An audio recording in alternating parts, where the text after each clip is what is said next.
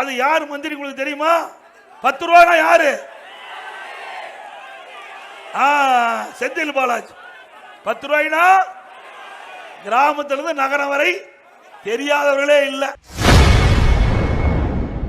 திமுகவின் 10 ரூபாய் மந்திரி யார் என்று அதிமுக பொதுச் செயலாளர் எடப்பாடி பழனிசாமி எழுப்பிய கேள்விக்கு 10 ரூபாய் அமைச்சர் செந்தில் பாலாஜி என பொதுமக்கள் கத்திய சம்பவம் அரங்கேறியுள்ளது.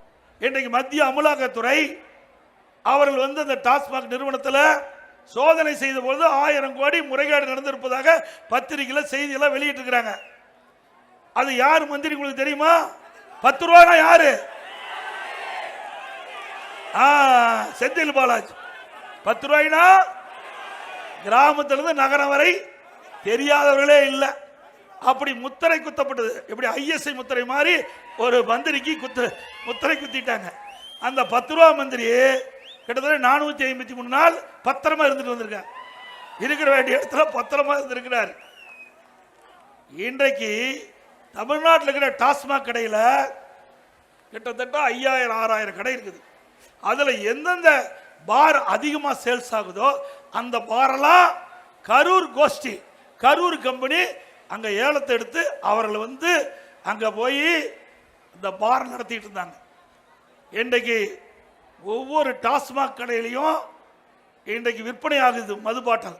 தமிழ்நாடு முழுவதும் ஒரு நாளைக்கு 1.5 கோடி பாட்டில் விற்பனை ஆகுது. ஒரு பாட்டிலுக்கு 10 ரூபாய்னா ஒரு நாளைக்கு 15 கோடி. ஒரு நாளைக்கு 15 கோடி டாஸ்மாக்ல மட்டும் முறைகேடா செய்ததுல திமுக மேலிடத்துக்கு போதுன்னு சொல்றாங்க. 15 கோடி வந்துட்டு இருந்தது.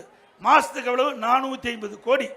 வருஷத்துக்கு 5400 கோடி இந்த 10 ரூபா பாலாஜி கிட்ட இருந்து அந்த மேலிடத்துக்கு போயிருக்குதுன்னு எல்லாம் செய்தி தகவல்.